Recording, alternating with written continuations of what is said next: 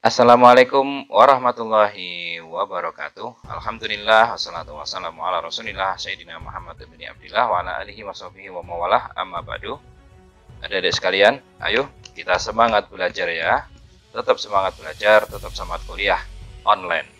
Walaupun kalian sudah menjadi kaum rebahan. Akan tetapi, walaupun jadi kaum rebahan, tetap belajar gitu ya. Dan insya Allah pada kesempatan kali ini kita akan membahas tentang lafadz. Kita masih membahas tentang lafadz dari segi dilalahnya atas hukum. Nah, dari segi penunjukannya atas hukum.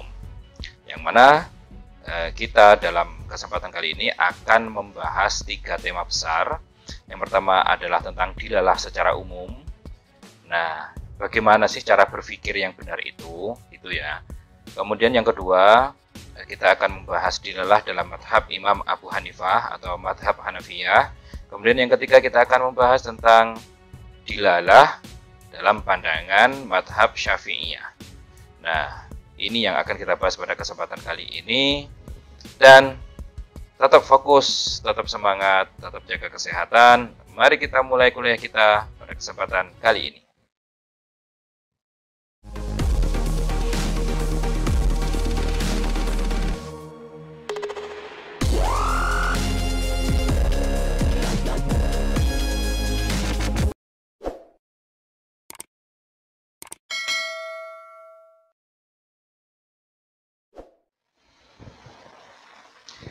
Nah, adik-adik sekalian, kita langsung mulai saja, yaitu pembahasan tentang dilalah. Apa itu dilalah? Dilalah yaitu memahami sesuatu atas sesuatu. Nah, jadi kalian tuh memahami sebuah sesuatu berdasarkan petunjuk dari sesuatu. Itu namanya dilalah. Nah, kata sesuatu yang pertama disebut madlul dalam bahasa Arabnya, atau yang ditunjuk. Dalam kaitannya dengan hukum, madlul itu adalah hukum sendiri. Kalian misalkan mencari kesimpulan hukum dari Al-Quran dan hadis, ya madul itu adalah hukum itu sendiri. Kemudian kata sesuatu yang kedua disebut dalil, ya, yang kedua disebut dalil atau yang menjadi petunjuk. Dalam kaitannya dengan hukum, dalil itu disebut dalil hukum atau penyebab terjadinya hukum. Nah, ada penyebab terjadinya hukum. Nah, contoh asap menunjukkan adanya api. Kata api disebut madlul dan asap yang menunjukkan adanya api disebut dalil. Nah, jadi petunjuknya adalah asap. Yang ditunjuk adalah api. Ya jelas ya, kalau ada asap pasti ada api. Kemudian maka cara berpikir dengan menggunakan petunjuk dan isyarat disebut berpikir dengan dilalah. Jadi cara berpikir ini sudah ada dari dan diterapkan ya oleh para sahabat, para tabi'in, para ulama salaf, ulama Islam sampai sekarang itu pakai ini, adanya petunjuk dan isyarat untuk menyimpulkan sebuah sesuatu. Nah, maka cara berpikirnya disebut dengan cara berpikir dilalah. Nah, jadi nggak sembarangan ya kita menyimpulkan sesuatu dari Al-Quran dan hadis itu ya, nggak seperti sekarang ya.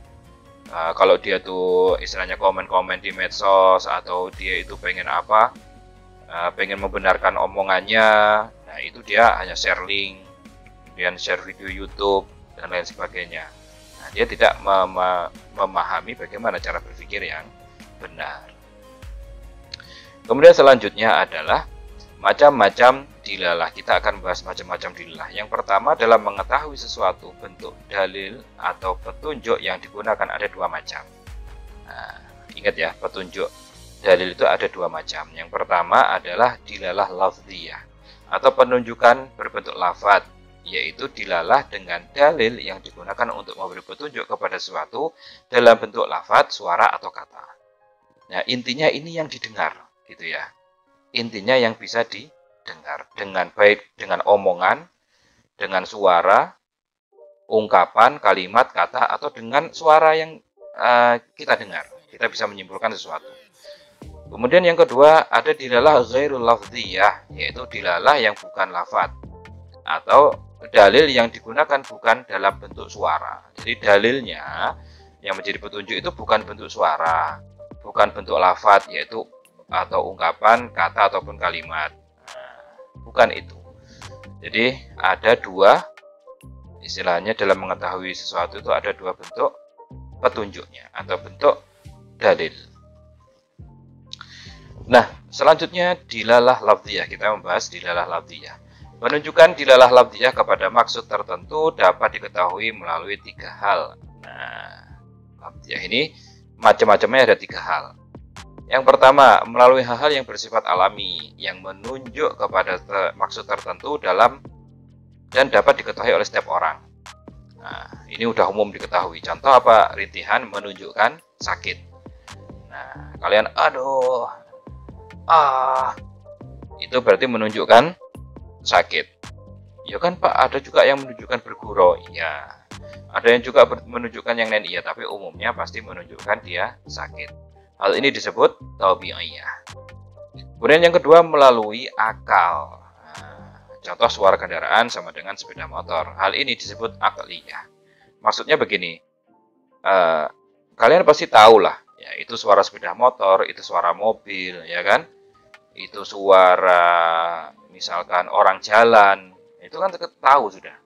Nah, maka misalkan ya itu, kalian bisa membedakan mana suara sepeda motor, mana suara mobil. Nah, pasti bisa membedakan. Secara umum manusia yang biasa bisa membedakan. Itu disebut apa? Akliyah.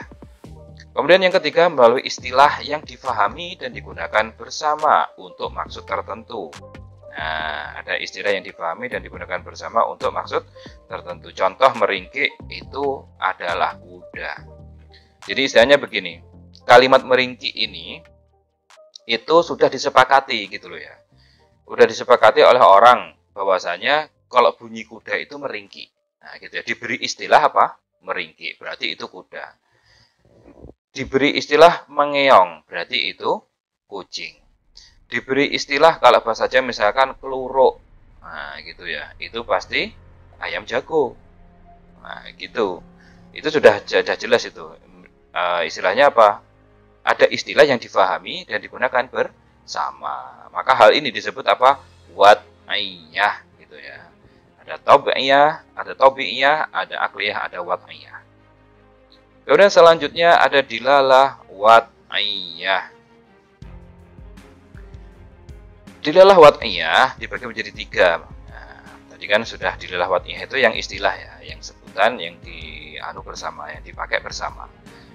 Ada mutabikiyah, yaitu jika istilah yang digunakan sebagai dilalah merupakan keseluruhan yang lengkap dan mencakup unsur yang ada pada istilah tersebut. Contoh binatang meringkik untuk kuda. Jadi ada istilah binatang dan meringkik, ada dua, binatang dan meringkik. Nah, itu apa? Mutabikiyah. Kuda itu ya binatang yang khusus meringkik. Jadi nggak hanya meringkik saja. Nah, kalau tadi kan umum, yang wad'iyah tadi umum, hanya meringkik untuk kuda. Tapi ini ada yang macam yang pertama itu yang penyebutannya lengkap. Secara jenis, yaitu jenis binatang. Secara suara juga disebutkan binatang yang meringkik. Kemudian selanjutnya yang kedua ada tadammuniyah. Nah, yaitu jika istilah yang digunakan sebagai dilalah merupakan salah satu bagian yang terkandung dalam keutuhan istilah itu. Contoh yang meringkik. Nah, kalau tadi disebutkan jenisnya, kalau ini nggak disebutkan jenisnya. Nah, sebutkan jenis binatangnya, ya, dia masuk jenis apa? Jenis binatang, gitu kan. Nah, binatang ini ya umum sebenarnya ya. Binatang laut, binatang darat, binatang udara. Cuma di situ disebut meringkik. Kalau yang ini tidak langsung menyebut meringkik secara spesifik. Yang mana itu salah satu bagian yang terkandung dalam keutuhan istilah. Nah, yang hanya berbentuk unsur bagian dalam istilah yaitu kuda. Nah, jadi tadammuniyah ini istilahnya lebih ke ciri khas lah ya, gitu ya. Kalau yang mutabikiyah tadi penjelasannya agak umum. Nah, yang ketiga itu adalah iltizamiyah, yaitu jika dilalahnya bukan arti atau istilah yang sebenarnya, tetapi merupakan sifat tertentu yang lazim berlaku pada istilah tersebut. Nah, jadi istilahnya sebuah istilah ternyata mempunyai sifat tertentu. Nah, contoh bilangan gelap untuk 4. Karena memang itu merupakan salah satu sifat yang berlaku pada angka 4, tapi bukan berarti yang sebenarnya. Maksudnya apa? Bilangan gelap ini enggak hanya 4. Bilangan gelap ada 2, 4, 10, 20, 22, dan seterusnya yang genap. Tapi istilahnya bilangan genap ini adalah sifat tertentu yang lazim berlaku pada sebuah istilah. 4 ini kan istilah gitu ya. Dia mempunyai sifat lazim ya, tertentu. Ini hanya contoh saja. Nah, kemudian selanjutnya kita akan bahas dilalah ghairu lafdiyah. Tadi dilalah lafdiyah yang berupa suara ya intinya. Yang berupa suara atau kata atau ucapan. Nah, sekarang kita membahas yang non suara gitu ya.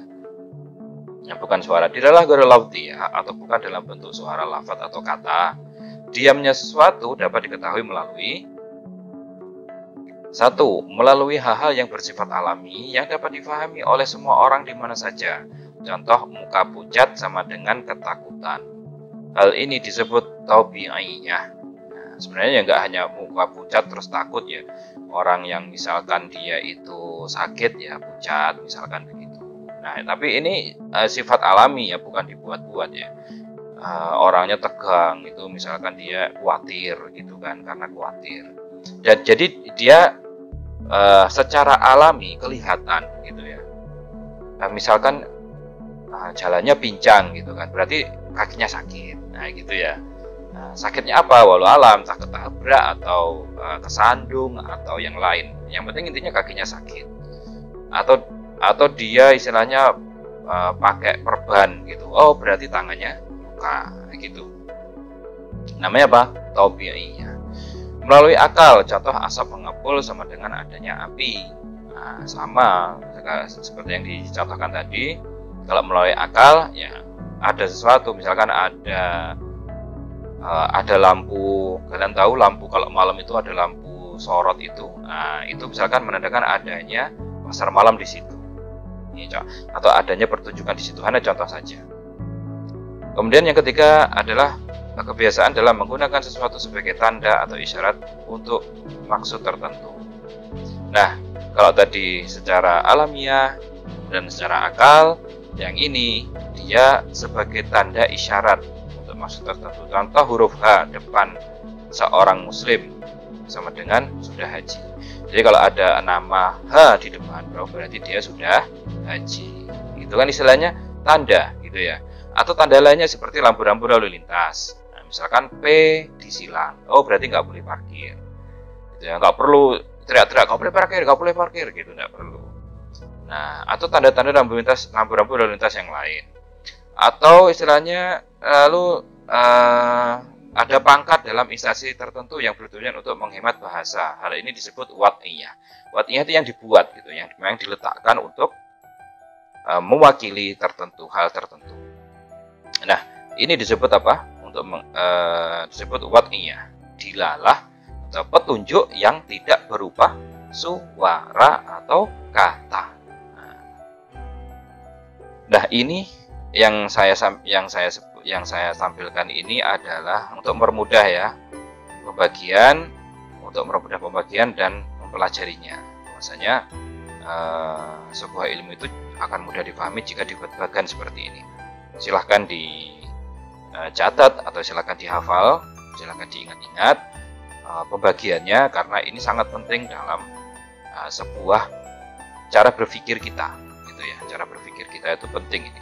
Untuk membuktikan ini semua itu butuh sebuah argumentasi, bukti-bukti fisik yang lain ya.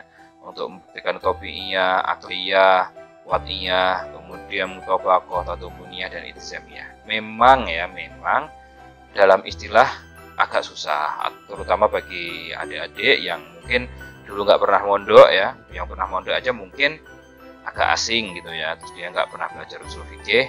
Akan tapi insya Allah dengan seperti ini kita akan mudah dalam mempelajari. Yang penting ya diingat-ingat lah ya gitu ya. Yang penting itu diingat-ingat saja. Oke. Nah, adik-adik sekalian, Sekarang kita akan membahas tentang mantuk dan mafhum gitu ya. Kita akan bahas tentang mantuk dan mafhum menurut mazhab Hanafiyah dan Syafi'iyah. Kenapa kok saya ambil mazhab Hanafiyah dan Syafi'iyah? Karena dalam mazhab inilah yang membahas lebih komprehensif. Kemudian mereka itu saling bertentangan antara satu dan lain. Nah, gitu ya. Dari dilalah tadi. Nah, kalau dilalah tadi kan secara umum. Kalau sekarang kita akan bagaimana sih mantuk dan mafhum itu apa, dan bagaimana mazhab Hanafiyah dan Syafi'iyah itu istilahnya menjelaskan atau memakai mantuk dan mafhum ini dalam penggalian hukum. Nah, mari kita lanjutkan kuliah kita. Nah, sekarang kita akan membahas tentang pembagian dilalah menurut Hanafiyah. Yang pertama, ulama mazhab Hanafi ya. Mazhab Hanafi ini membagi dilalah menjadi dua macam, yaitu lafziyah. Lafziyah itu menurut lahiriahnya. Ini yang kadang bikin kita bingung ya. Dalam mazhab Hanafi itu memang istilahnya itu tidak umum gitu loh, khusus bagi mereka. Karena kita bilang nggak umum karena kita tidak hidup di kalangan mazhab Hanafi gitu. Mazhab Hanafi kan banyak di Turki, Mesir, kemudian di Irak ya kan, di India itu banyak. Nah, kalau tadi lafziyah biasanya kita memahami lafziyah itu adalah lafaz yang berupa ungkapan baik kata ataupun kalimat. Kalau sekarang lafziyah menurut Hanafi itu adalah menurut lahiriahnya gitu ya. Dan ghairu lafziyah yaitu kebalikan dari lafziyah. Nah, ada lafziyah, ada ghairu lafziyah. Nah, gitu ya. Ada lafziyah, ada ghairu lafziyah. Maka yang ghairu lafziyah itu sebutan lainnya adalah dilalah sukut atau diam atau bayan ad-darurah. Ini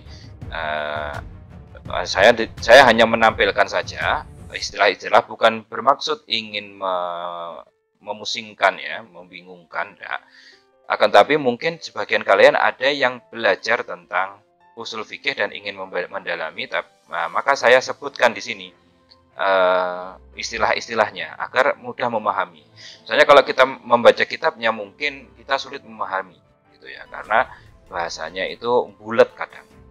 Nah, kemudian selanjutnya adalah dilalah lafziyah terbagi 4 macam menurut tingkat kekuatannya. Jika ada pertentangan antar urutan ini, maka yang diamalkan adalah yang lebih atasnya.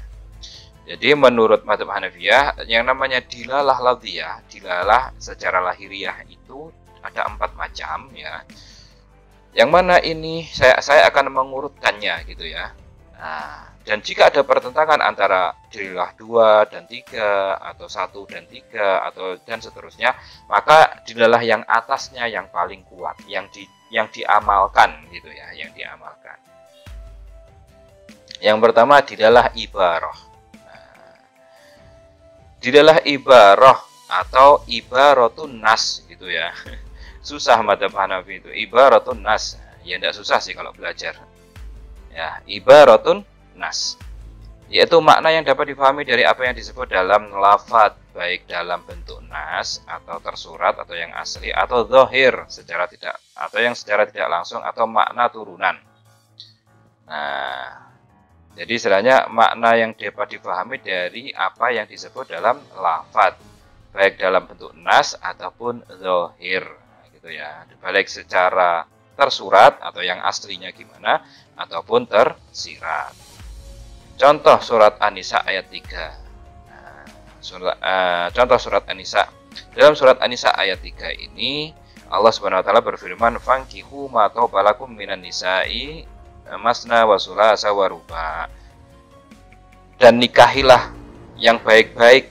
Ya, nikahilah oleh kalian laki-laki, orang laki-laki, wanita yang baik-baik itu 2, 3, 4. Nah, 2 atau 3 atau 4. Nah, makna aslinya di situ adalah pembatasan jumlah istri. Nah, pembatasan jumlah istri dibatasi oleh Allah. Nah, makna aslinya dan makna turunannya adalah kebolehan menikah. Nah, adanya kebolehan menikah. Jadi ya menikah itu ya ada yang intinya boleh gitu loh. Boleh, kemudian ada yang jika itu darurat bikin orang masuk ke dalam zina ya jadinya wajib, bisa sunnah. Nah, inilah contoh dari dilalah ibarah atau istilah lain ibaratun nas. Kemudian selanjutnya adalah yang kedua dilalah isyarah atau isyaratun nas. Yaitu sesuatu yang ditunjuk oleh lafaz tidak melalui ibarahnya, tidak melalui ungkapannya. Nah, sesuatu yang ditunjuk oleh lafaz tidak melalui ungkapannya. Contoh surat Al-Baqarah ayat 233. Nah, di situ Allah Subhanahu wa taala berfirman, "Wa 'alal mauludi lahu rizquhunna wa kiswatuhunna bil ma'ruf." Nah, dan bagi seorang ayah wajib memberikan nafkah dan kiswah itu pakaian, sandang pangan, bil ma'ruf yang baik. Wajib bagi seorang ayah untuk memberikan nafkah, intinya begitu. Nah, di situ ada kalimat wa 'alal mauludi lahu. Kata-kata al-mauludilahu itu artinya ayah. Yang mana sebenarnya kata ayah ini dalam bahasa Arab namanya ab atau abun. Atau kalian sering mendengarkan abi-abi. Nah, itu bahasa Arab yang artinya ayah. Kalau abi berarti ayahku. Nah, al-maulud lahu, ya, di sini kan kata-katanya al-maulud lahu, bukan abun.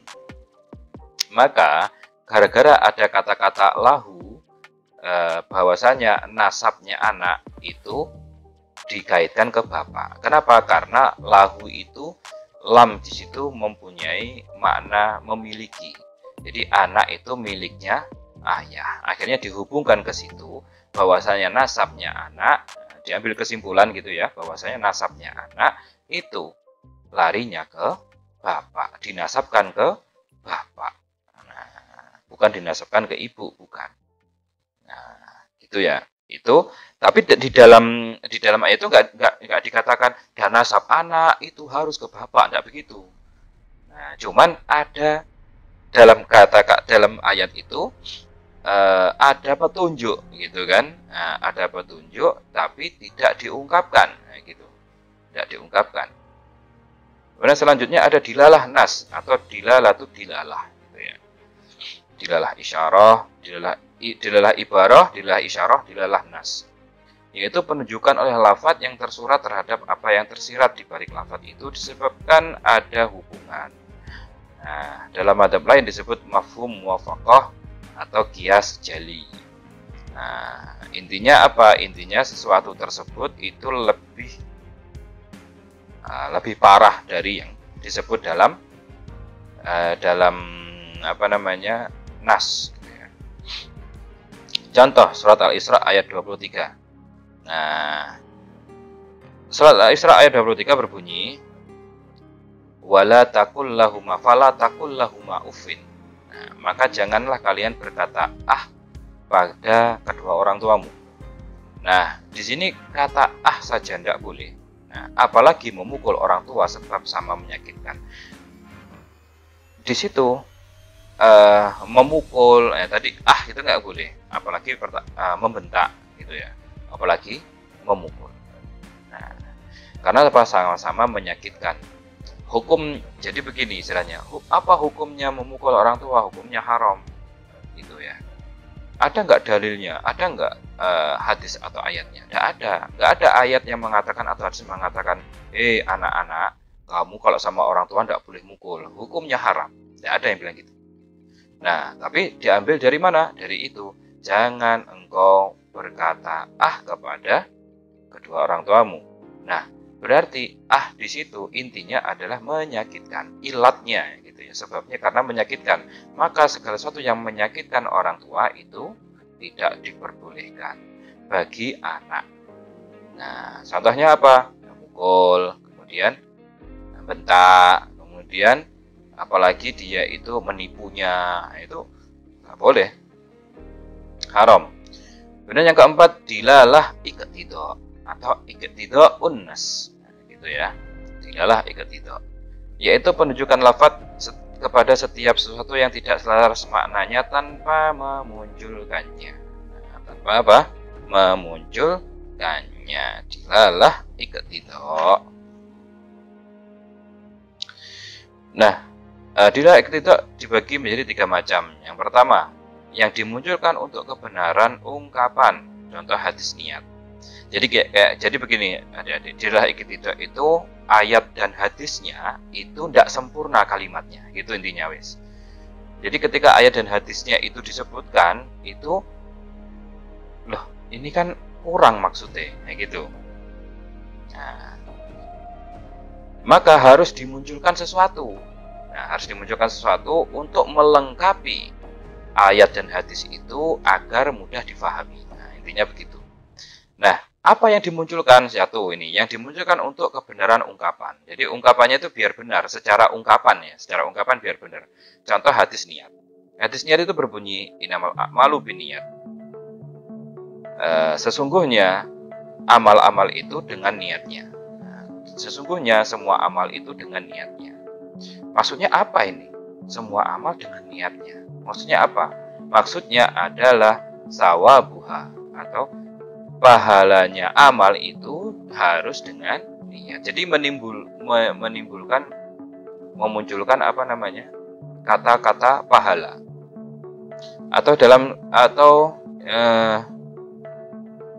Dalam hadis lain dikatakan rafi'a an ummati al-khata'u wa nisyanu wa ma ustukrihu alaihi. Diangkat dari umatku, nah gitu ya, diangkat dari umatku kesalahan dan lupa. Loh, diangkat dari umatku kesalahan dan lupa. Apa nih? Yang diangkat apa nih? Kesalahan diangkat, wong nggak salah diangkat kan gitu. Yang diangkat itu adalah dosanya gitu loh. Jadi seakan-akan begini. Dihapus dosa umatku yang lupa dan salah. Nah, gitu. Yang namanya lupa dan salah manusia mesti kan. Nah, intinya seperti itu. Kemudian yang kedua yang dimunculkan untuk kebenaran secara akal. Nah, secara akal ini harus benar nih ungkapannya nih. Surat Al-Alaq ayat 17. Nah, ini atau surat Al-Yusuf ayat 82. Surat Al-Yusuf ayat 82 itu was'alil qaryah gitu ya. Tanyalah kepada desa. Iya, tanya kok ke desa. Ya berarti maksudnya tanyalah kepada penduduk desa. Nah, kalau surat Al-Alaq ayat 17 ini di sini dikatakan bahwasanya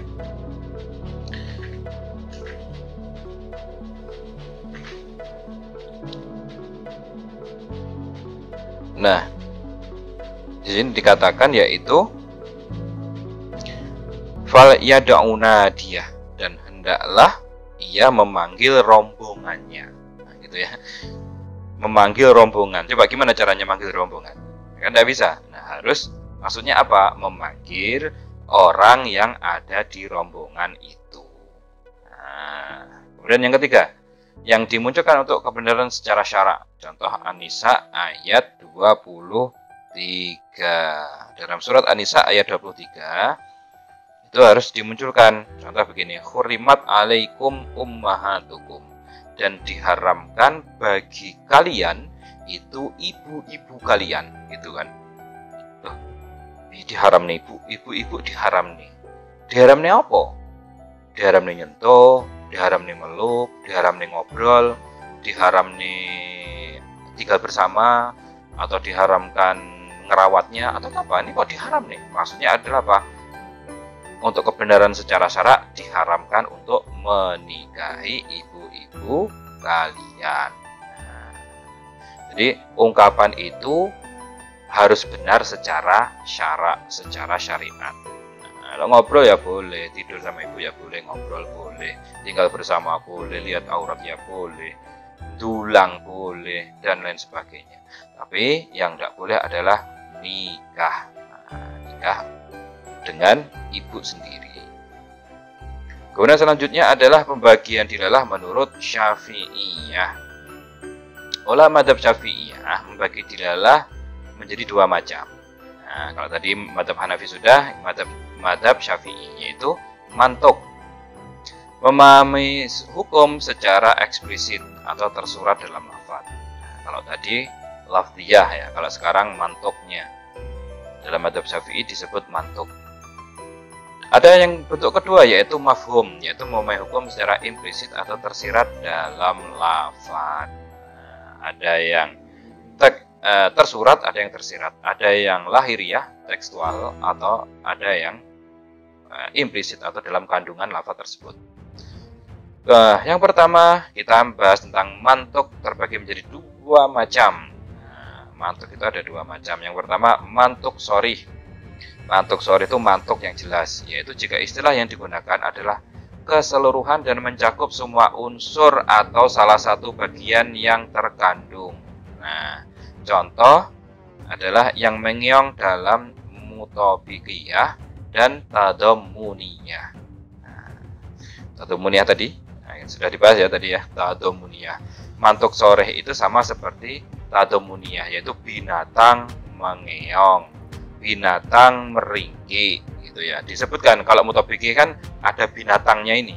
Nah, jadi jenis binatang meringkik, atau tadammuniyah yang dia itu menyebutkan sebagian yang terkandung dalam sifatnya. Contoh apa? Meringkiknya saja, yang meringkik, atau yang mengeong, nah gitu ya. Yang kluruk, nah, tadi. Ini namanya apa? Mantuk.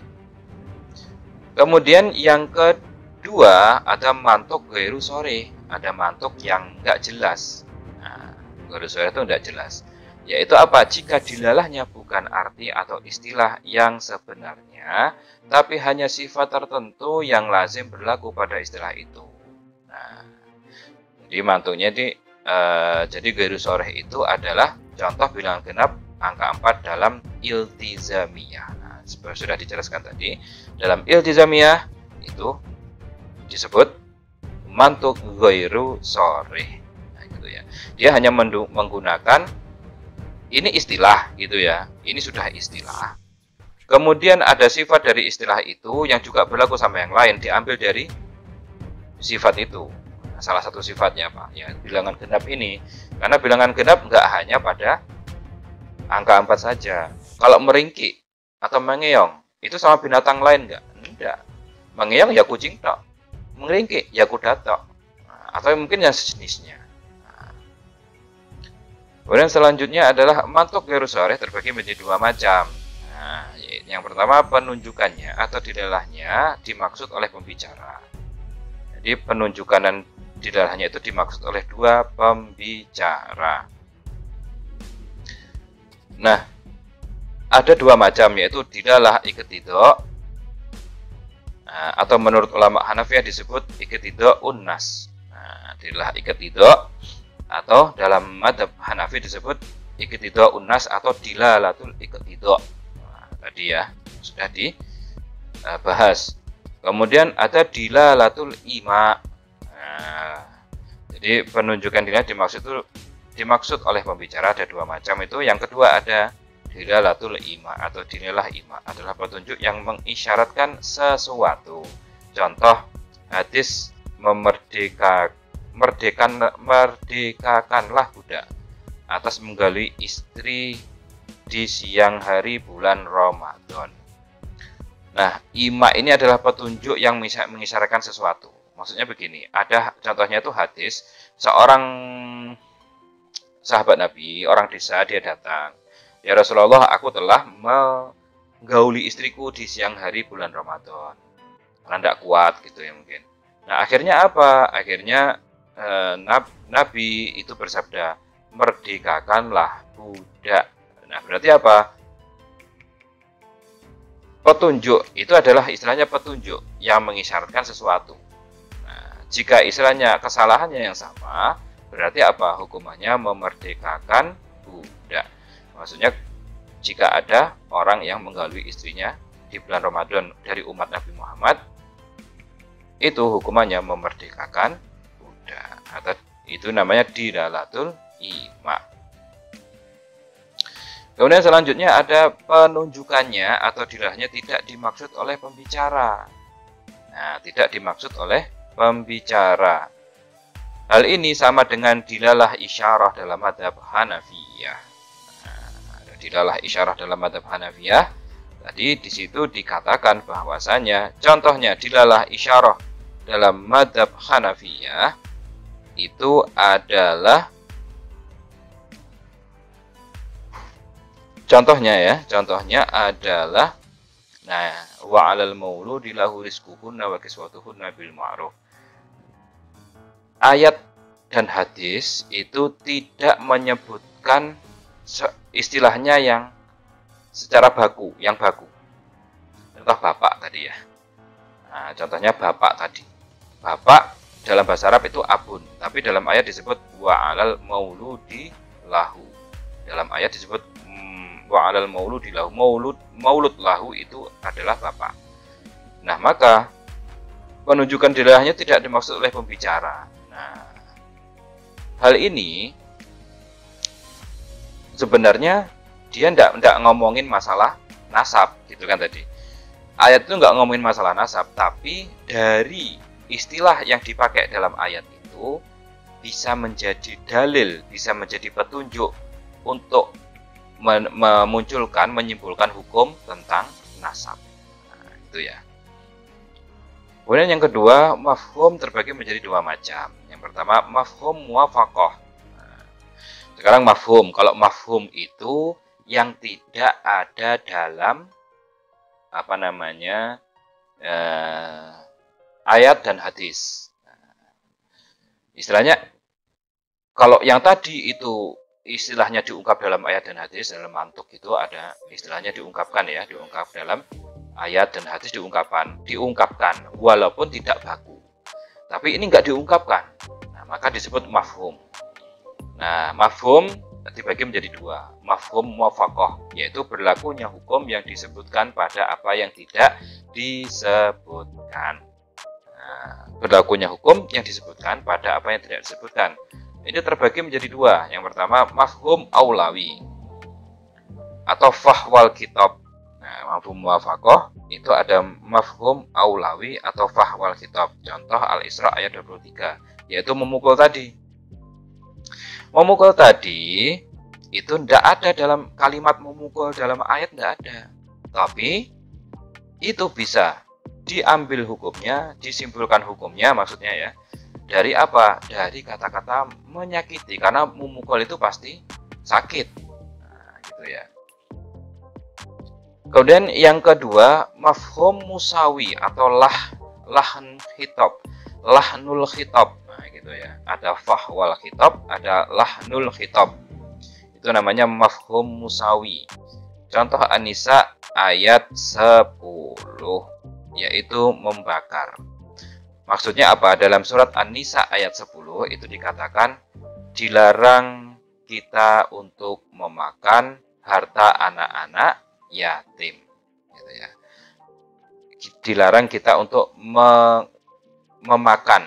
Memakan tuh maksudnya ya istilahnya menghilangkan, gitu ya. Makanan akhirnya hilang. Membuang bisa, menghilangkan bisa, kemudian memakan juga nanti juga hilang. Ya, intinya harta anak yatim itu tidak ada pada anak tersebut. Itu kan dilarang. Ini dalam surat An-Nisa ayat 10. Nah, apalagi membakar. Nah, maksudnya gitu. Nah, kalau membakar gimana? Kalau membakar itu ya berarti tidak boleh. Berarti sama-sama menghilangkan. Nah, bedanya apa? Bedanya kalau aulawi memukul itu lebih keras. Tingkatannya lebih tinggi kalau memukul daripada berkata gitu kan. Tapi kalau yang membakar dengan memakan itu sama, sama begini, gitu ya, sama membakar dan menghilangkan. itu sama. Kalau memakan maksudnya memakan. Kalau surat An-Nisa tadi kan memakan. Jadi musawi sama. Nah, gitu. Kemudian selanjutnya adalah mafhum mukhalafah atau dalil khitab, yaitu hukum yang berlaku berdasarkan mafhum berlawanan dengan hukum yang berlaku pada mantuk. Nah, gitu ya. Intinya apa? Hukum yang berlaku berdasarkan mafhum itu berlawanan dengan hukum yang berlaku pada mantuk. Itu namanya mafhum mukhalafah atau dalilul khitab. Di antara beberapa bentuknya, nah ini yang pertama. Satu, mafhum sifat, yaitu hukum berlaku pada lafadz selama ada sifat. Nah, gitu ya. Jika sifat hilang, maka yang berlaku adalah sebaliknya. Nah, ini yang unik dari madzhab Syafi'i itu ini tentang mafhum mukhalafah, berdalil dengan mafhum mukhalafah. Contoh An-Nisa ayat 24. Di situ di ayat 25 ya, maaf. Ayat 25. Bukan 24 itu, yang benar 25.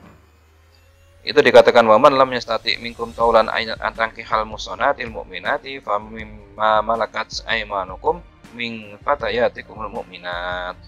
Barang siapa yang di antara kamu tidak mampu untuk mengawini perempuan yang merdeka mukmin, ya, ia tidak boleh mengawini wanita beriman. Ia boleh mengawini wanita beriman dari hamba sahaya yang kamu miliki. Nah, mantuknya di situ adalah ia boleh menikahi hamba sahaya mukmin bila tidak mampu menikahi perempuan merdeka yang mukmin. Nah, mafhum sifatnya berarti dari ayat itu, ayat ini menjadi dalil tidak boleh menikahi hamba sahaya yang kafir. Yaitu tidak boleh menikahi budak atau hamba sahaya yang kafir. Nah, ayat tadi padahal mengatakan kalau kamu nggak mampu bayar mahar wanita-wanita mukmin yang merdeka, kamu nikahi wanita mukmin yang budak. Maka dari sini, ini kan nggak ngomongin budak kafir ini, gitu ya, nggak ngomongin nikah dengan budak kafir. Nah, di situ ada mafhum sifat. Nah, sifat itu adalah yaitu yang mukmin atau kafir. Di situ akhirnya berlaku mafhum mukhalafah, yaitu tidak boleh menikahi budak yang kafir, yang kafiroh. Yang kedua, mafhum syarat, yaitu hukum berlaku jika syarat terpenuhi. Jika tidak terpenuhi, maka yang berlaku hukum sebaliknya. Contoh surat At-Thalaq ayat 6. Dalam surat At-Thalaq ayat 6 itu Allah berfirman, jika perempuan yang dicerai itu dalam keadaan hamil, maka berilah mereka nafkah sampai mereka melahirkan anak. Itu ya. Maka mantuknya di sini adalah dia wajib memberi nafkah untuk perempuan yang dicerai dengan syarat ia sedang dalam keadaan hamil. Syaratnya apa? Dalam keadaan hamil. Maka mafhum syaratnya, nah, atau yang tersirat dari ayat tersebut adalah tidak wajib memberi nafkah istri yang dicerai bain yang tidak hamil. Yang dicerai bain itu talak 3. Nah, wis. Ya, kalau dia sudah talak 3, tidak wajib nafkahi istri yang tidak hamil. Tapi kalau ditalak 3 itu dia hamil, ya wajib nafkahi sampai melahirkan, sampai menyusui. Itu kan anaknya juga. Nah, gitu ya. Kemudian yang ketiga, mafhum ghayah, yaitu hukum berlaku sebelum batas waktu habis. Jika waktu habis, maka hukum tidak berlaku. Nah, contoh surat Al-Baqarah ayat 230. Dalam ayat ini Allah Subhanahu wa taala berfirman, jika suami mentalak istrinya 3 kali, ya, tidak halal bekas istri itu untuknya hingga bekas itu mengawini laki-laki lain. Nah, jadi kan kalian misalkan menikah, kemudian cerai dengan istri, cerai talak 3 ya, cerai yang berpisah. Nah, terus pengen balikan. Nah, itu tidak boleh dalam Islam kecuali yang istri ini sudah menikah dengan laki-laki lain, kemudian sudah digauli oleh laki-laki tersebut dan bercerai dari laki-laki tersebut. Nah, maka di sini yaitu boleh menikah lagi jika sudah cerai dan iddah. Itu kan berarti mafhum ghayah itu limit waktu.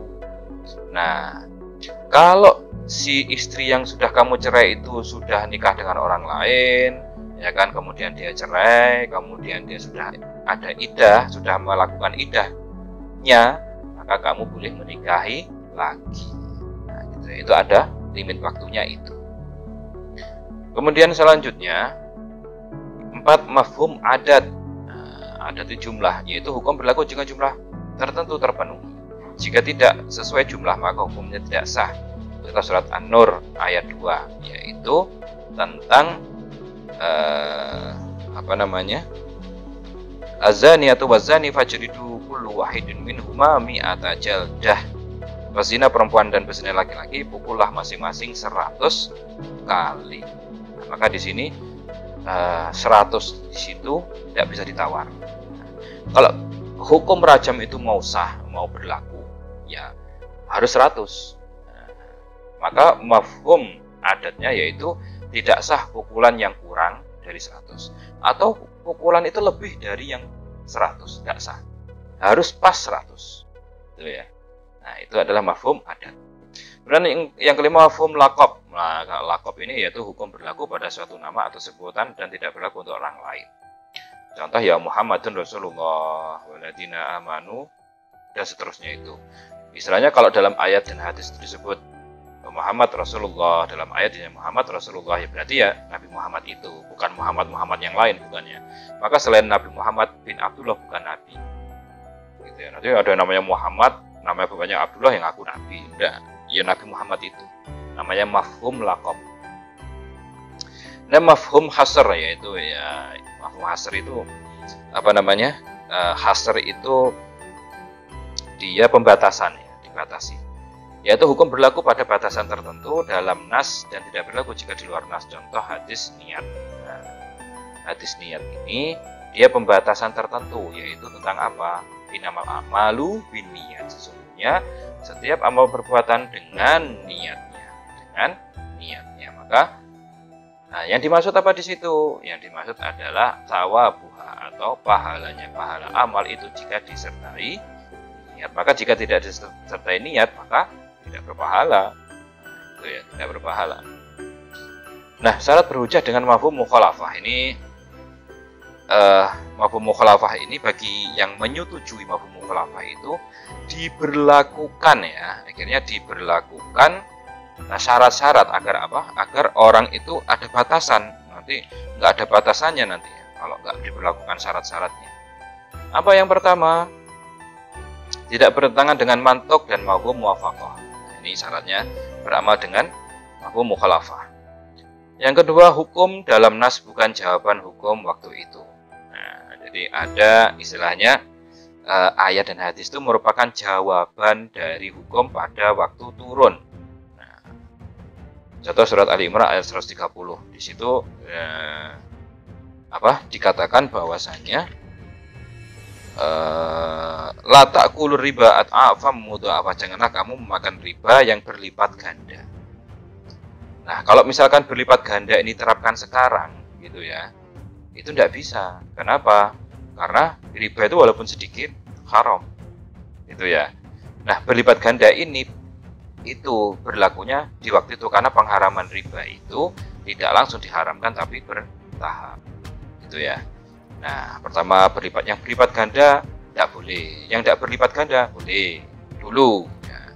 Nah, berarti Ali Imran ayat 130 ini adalah jawaban. Nah, ayat itu ada jawaban ketika itu. Maka nggak boleh diambil mafhum mukhalafahnya, nggak boleh. Kemudian yang ketiga, mantuk bukan dalam bentuk hal-hal yang biasa berlaku. Nah, contoh yang biasa berlaku ya, yang biasa berlaku itu contoh surat An-Nisa ayat 23. Nah, yang biasa berlaku di sini surat An-Nisa ayat 23. Dalam artian begini. Dalam ayat ini dikatakan jika kamu menikahi wanita yang punya anak, ya, janda yang punya anak perempuan, maka jika kamu sudah menggauli ibunya, tidak boleh nikahi anaknya, tidak boleh gauli anaknya, tidak boleh. Nah, berarti tetap ibunya. Maka istilahnya begini di sini. Bila si ibu belum digauli, maka anak tiri tidak haram bagi ayah tirinya. Nah, ya. Ya, sedangkan persyaratan anak tiri itu berada dalam pemeliharaan ayah tiri tidak merupakan kaitan yang berlaku pada mafhum mukhalafah. Dalam hal ini berarti anak tiri yang ibunya sudah digauli haram dikawini oleh ayah tirinya. Baik anak tiri itu berada dalam pemeliharaan ayah tirinya atau tidak. Adanya beberapa persyaratan yang dikemukakan golongan ulama merupakan pembatasan dalam penggunaan mafhum mukhalafah sebagai hujah. Nah, maka istilahnya anak tiri itu baik dalam pemeliharaan ayah tirinya, maksudnya diopeni ayah tirinya atau enggak, itu tetap haram dinikahi jika si ayah itu, jika laki-laki itu sudah menikahi ibunya. Nah, gitu ya. Yang keempat, hukum dalam nas bukan sekedar rangsangan berbuat sesuatu. Ya, dalam nas itu ada istilahnya rangsangan itu istilahnya bukan hal wajib, itu hanya anjuran saja ada. Nah, hukum dalam nas itu bukan sekedar rangsangan, seperti makan makanan yang empuk, itu kan ada. Kalau makan yang empuk, makanan yang empuk, gitu kan, ya, itu kan hanya rangsangan saja, bukan sesuatu yang wajib. Nah, kemudian yang kelima, dalil mantuknya disebutkan secara terpisah. Nah, dalil mantuknya di sini disebutkan secara terpisah. Contohnya apa? Surah Al-Baqarah ayat 187 di situ dikatakan, jangan kamu gauli istrimu sedang kamu iktikaf di masjid. Nah, maksudnya apa? Keadaan iktikaf di masjid itu hanyalah sekadar rangkaian kelanjutan dari tidak bolehnya menggauli istri dalam keadaan puasa. Nah, maksudnya di sini itu menggauli istri dalam ayat itu dalam keadaan puasa. Dengan demikian tidaklah berarti dibolehkan menggauli istri dalam keadaan puasa yang dilakukan di luar masjid. Nah, oleh karena itu ucapan iktikaf di masjid itu bukanlah sesuatu kaitan yang berlaku pada ucapan itu mafhum mukhalafah. Jadi tidak berlaku dalam ayat Al-Baqarah 187 ini, mafhum mukhalafahnya tidak ada. Nah, karena apa? Dalil mantuknya disebutkan secara terpisah. Demikian juga dalam ayat dan hadis yang lain. Nah, adik-adik sekalian, ini adalah skema ya. Skema dari dilalah menurut Hanafiyah. Ini sudah saya jelaskan tadi. Dilalah, kemudian lafziyah, ghairul lafziyah, ada ibarah, isyarah, nas, iqtidah, kemudian ada ungkapan, akal, dan syarak. Nah, sedangkan yang ghairul lafziyah sini memang saya tidak jelaskan karena durasi sangat panjang ya. Dan ini juga penjelasannya membutuhkan waktu yang lumayan lama, maka nanti di beberapa kesempatan selanjutnya akan saya jelaskan secara terpisah, insya Allah. Nah, kemudian selanjutnya adalah menurut Syafi'iyah itu, ini sudah saya ringkaskan, yaitu ada mantuk, ada mafhum, kemudian mantuk dibagi menjadi dua, kemudian ghairu sharih ini dibagi menjadi dua, kemudian yang dimaksud itu dibagi dua, iqtidah dan ima. Kemudian mafhum juga dibagi dua, muwafaqah dan mukhalafah, dibagi lagi aulawi dan musawi, kemudian dibagi lagi menjadi sifat, syarat, goyah, adat, laqab, dan hasyar. Ini adalah menurut madhab Syafi'iyah. Demikian dapat saya sampaikan, kurang lebihnya mohon maaf. Assalamualaikum warahmatullahi wabarakatuh.